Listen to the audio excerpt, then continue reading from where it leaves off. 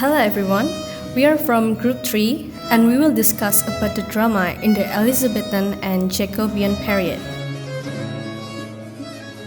This drama period occurred during the reign of Elizabeth I and James I. It is also referred to as the Renaissance period, along with works written during the reign of Charles I. In this video, we will explain the development, characteristics, the famous playwrights, and the major works during this period. Some of the widely known playwrights from both periods are Shakespeare, Christopher Marlowe, and Ben Jonson. As mentioned earlier, the first drama period is called Elizabethan because it refers to plays written and played during the reign of Queen Elizabeth I. It started from the year 1558 until 1603. Do you know why Elizabethan theater was so successful? One of the reasons is that the plays are enjoyed by the Queen herself, so people would think it was a good thing. Other reasons that these plays attracted large audiences were because they contain fascinating characters, gripping storylines, and great poetry. In this era, there were three kinds of theater or playhouses: public, private, and court. The private theater is indoor, and the public one is outdoor. Both were open to anyone who could pay, but the private theaters cost more, were smaller, and had a more select audience. Meanwhile, the court is for the actor companies invited by the Queen to present a play at her own court. In 1559, licensing of plays was enacted. There was the discrimination of status within the classes in terms of clothing. However, actors were an exception, because if they are licensed to an acting company, they were allowed to wear clothes from the higher class. In 1564, Shakespeare was born at Stratford-upon-Avon, and Christopher Marlowe was also born earlier in the same year. In 1561, the very first English blank verse tragedy, Gorboduc, written by Thomas Sackville and Thomas Norton, was published. Written in 1582, Thomas Kyd's Spanish tragedy was first performed in 1587. Kyd based the Spanish tragedy on the tragedies written by the Roman playwright Seneca, whose plays focus on murder and revenge.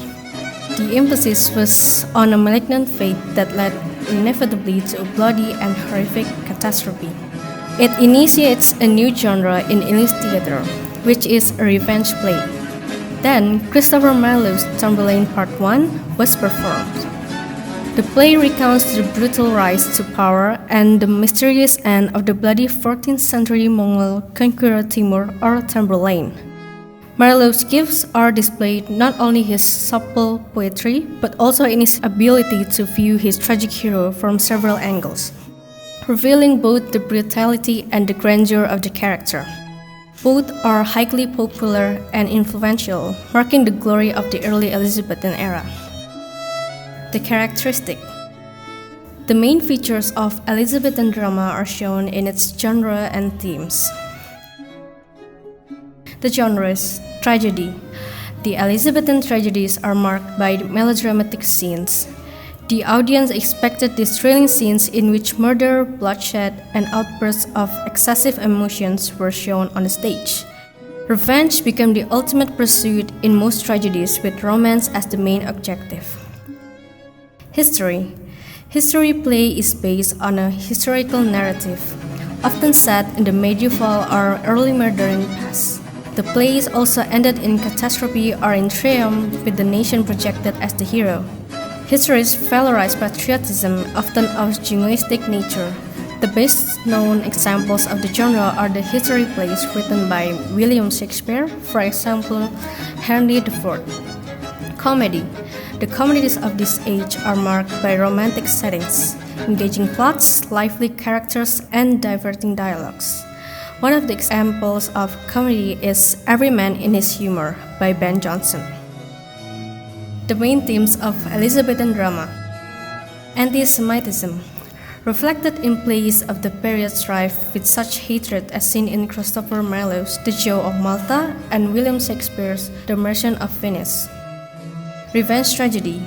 be it a ghost like in Thomas Kit's The Spanish Tragedy or a prince in Shakespeare's Hamlet. The motive of revenge became the main counter-motive in drama, especially tragedies. Supernatural elements. The society of the time was highly superstitious, with people believing in supernatural forces. Ghosts became the prime moving force in many tragedies.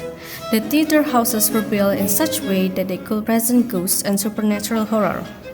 Dr. Faustus, Hamlet, and Macbeth are a few examples of this tradition. A distinct feature of the Elizabethan plays is the use of blank verse. Major parts of comedies and tragedies are written in blank verse. There is also a progressive shift of dramatic genre from religious to secular function in society. The development of the proscenium stage was attributed to this age only. There was an emphasis on visuals, with the designer gaining importance in this age. The Elizabethan era was the golden age of drama. However, after Elizabeth I passed away, English dramas took a turn, creating a lack of organic unity in its art. There were still a large number of dramatists, but none of them were nearly as great as Shakespeare. Jacobean. After Elizabeth's death in 1603, her relative James VI of Scotland became the new King of England, James I of England, and note that not all plays can be categorized as either Elizabethan or Jacobean, since there are lots of plays written during Elizabeth's reign but were performed and become widely popular later on in James' era. Some massive playwriting careers in this transition era were William Shakespeare, Hamlet, George Chapman, The Blind Beggar of Alexandria, Ben Jonson, Every Man and His Humor. Jacobean theater. Theater during the early Jacobean period did not comprise of building. In fact, the seating arrangement for this audience was built around an open space. In this way, the audience sat in rows that faced the stage. Jacobean characteristic. Unlike Elizabethan drama, Jacobean drama, also called a dark form of drama, was a period of a very short time in English literature, where the standard and the classicism of dramas established in the previous era started getting a downfall. The primary focus of the dramatists shifted towards producing evil and licentious themes, thus making dramas of cheap nature and quality. In most dramas of the Jacobean playwrights, the art of characterization was lacking, and there is an improper representation of characters. The dramatists repeated such characters as cheat, gamblers, and bullies instead of Shakespeare characters like heroes, heroines, villains, and clowns. They are also enormously enhanced the sensational level of writing within their dramatic work. Consequently, it gained the description and sequences of murder, blood, loot, and many such criminal sequences become a casual part of the Jacobean dramatic writings, such as plays from Beaumont and Fletcher are prominent. Jacobean dramatists also lacked dramatic techniques in drama. The dramatists could not maintain the use of blank verse, which was considered brilliant in the Elizabethan era. The art of plot also shows signs of decline, where the dramatist cared less about the details and coherence. The emphasis on the balance between romance and realism was poorly replaced by narrow sexual activities and excessive romance. Other major playwrights and their plays. Shakespeare's work in the greatest art representation of the Elizabethan era. Shakespeare's Romeo and Juliet has become the pinnacle of love story for generations and has inspired a lot of playwrights over the centuries. Hamlet. One of the most notable works that marked the beginning of Shakespeare's tragic period. It became a primary example of supernatural play, especially in that era, where the element was being a trend. Other famous tragedies such as King Lear and Macbeth.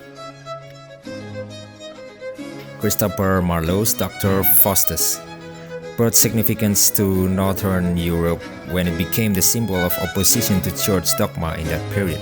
Ben Jonson's dramatic success was gained through the play Every Man in His Humor. Ben Jonson, Falcon, recognized for its innovative way of performing by showing high energy and intense comedies. He became the favorite of King James I and wrote over 13 masques for a court performance. Other of his greatest works are The Alchemist, 1610, and Bartholomew Fair, 1614. Francis Beaumont and John Fletcher are some prolific and major playwrights from Jacobean era. The two are known to work as a team. Some of their highly praised and popular collaborative works are A King and No King, The Scornful Lady, and Cupid's Revenge. Thomas Decker's The Shoemaker's Holiday. Thomas Heywood, A Woman Killed with Kindness, one of the greatest domestic tragedies, and then George Chapman, The Tragedy of Bussy, the Amboise. The glory of the Renaissance theatre was put to halt with the rise of the Puritan movement during the Catalan era or the reign of King Charles I. The Puritan faction gained powerful control of London in the First English Civil War, closed all London theatres.